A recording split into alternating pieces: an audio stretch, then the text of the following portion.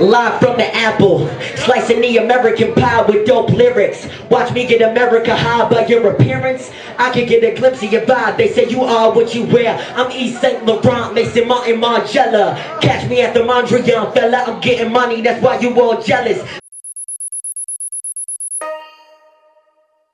Daniel Dwayne Diggy Simmons III, born March 21st, 1995. Whether we like it or not, nepotism does exist, has always existed, and will continue to exist in all walks of society. The fact is, we all have loved ones and all want to see them succeed. It takes a real disconnect to see a child or loved one waste away at life, especially if you have the power to help. Nepotism may not be fair, but we're all capable of being nepotistic. Most times it works out just as planned, but there are rare times when it doesn't work at all. Today's feature is one of those odd times. Diggy Simmons was born into hip-hop, you can say. His father, a part of the legendary hip-hop group Run DMC, pioneers in the rap game that were vastly before their times when it came to mass marketing the genre. Rev Run mainly always had a unique gift of gab, the raps, and a look that played well into his wise but smooth man of many social talents. He may have been a famous pioneer rapper, but on the big screen as an entertainer, he was a natural as well. It helped him build a small empire of sorts through music, then on the hit MTV reality show Run's House that followed the lives of he and his family in each of their endeavors. Whether it be spiritual enlightenment, motherhood, fashion, growing pains, and of course, music. While Diggy's sisters attempted to get their clothing line off the ground and a household name, Diggy was off in the background cultivating his love for music he shared with his father. His older brother, JoJo Simmons, was first to attempt to see if the music lineage went any further than their father, but soon realized a lot more goes into being a rapper than simply having the material things and a platform with millions of eyes cheering you on. On the show's last season, it was Diggy's turn to finally break out of his shell and attempt his hand at rap, and surprisingly, he was well received, much more than his brother at least, as his music was non-threatening, seeing as he wasn't trying to fake like he was from the streets or look and behave like he saw everyone else around him at the time. His first project released in 2009 and was downloaded 100,000 times.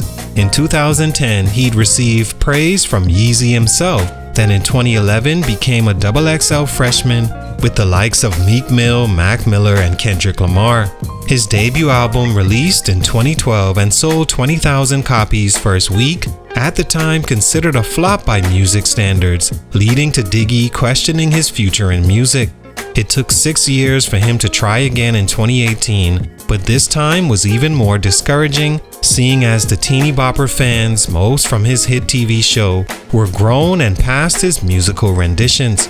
Since then, he shied away from music, proving nepotism doesn't always work, specifically in his case for these reasons. What happened? Let's talk about it. It's your boy JC, Stunted Growth Music. Let's get it, man. Take a minute to like, subscribe, and comment on who I should do next. Diggy Simmons was a rapper from Queens, New York, whose childhood history is well known, seeing as it was on display since he was 10 years old. Diggy is the middle son of Rev Run, who played the role of unsure, deep-thinking kid trying to find his way with so many options in front of him.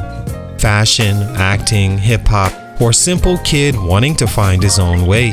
In the first seasons, he mostly hid his desires to be a rapper. Then in 2009, he made a decision to pursue it full-time, with all the resources he needed at his disposal.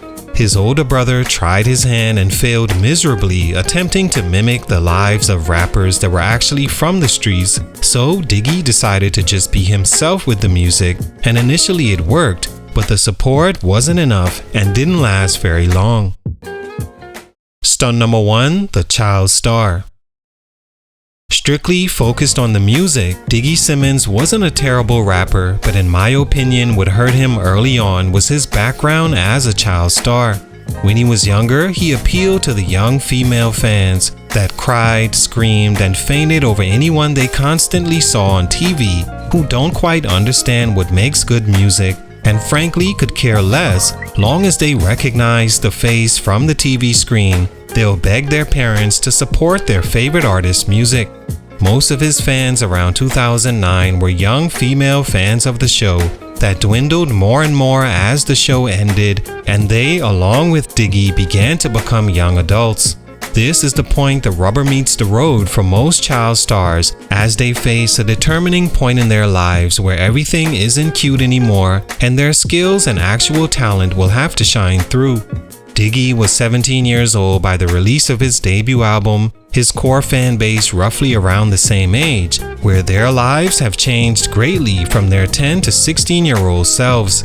Age 10 to 17 is a point in all humans' life where the most changes happens, and change can be a tricky thing when it comes to music.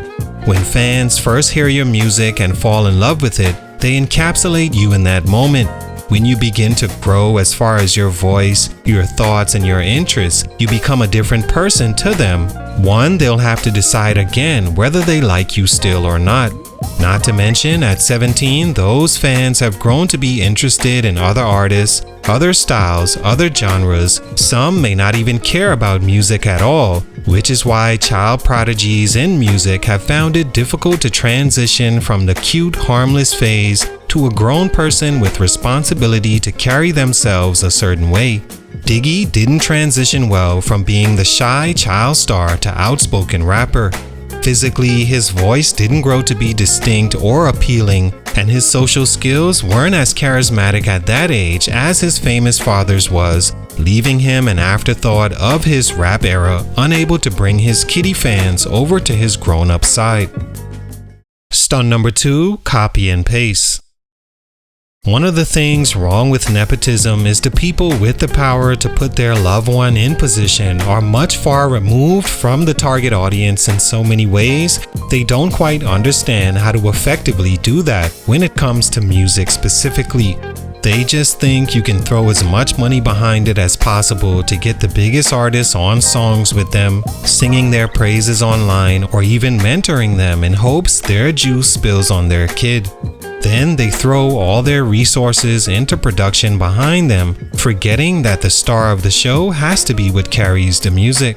So Diggy went on his rapper journey with everything at his disposal, signing to Atlantic Records and being copy and pasted into the industry. His biggest copy and paste failed attempt was attempting to sound and go down the same lane as Drake. Drake even has writing credit on his debut album. When you listen to the song 4-Letter Word, you can immediately tell as his cadence even sounds like Drake could have rapped or sang it himself.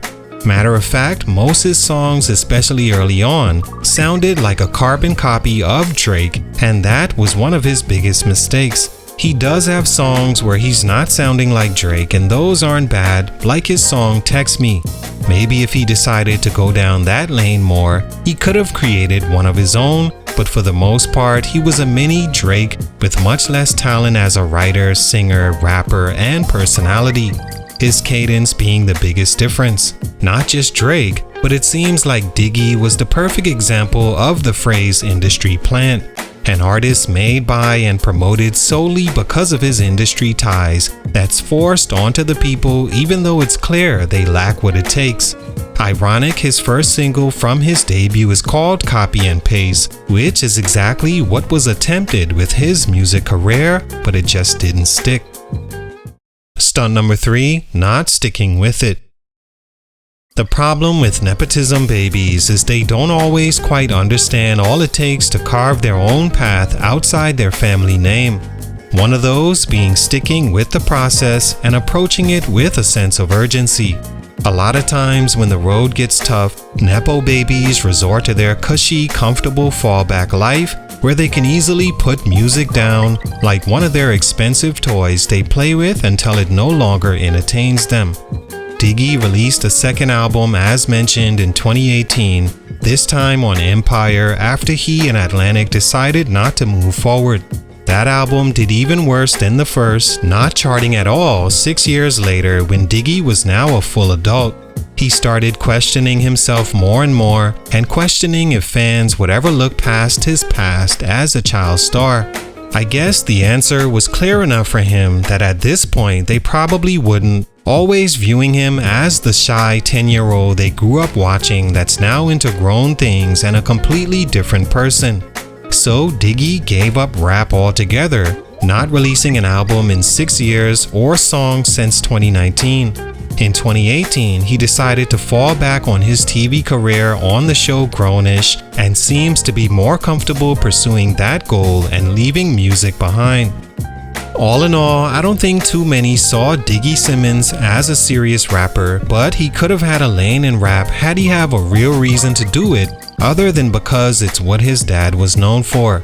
Because of his dad's success, it was easy for him to quit when it got tough, opposed to rappers who rap as an only option.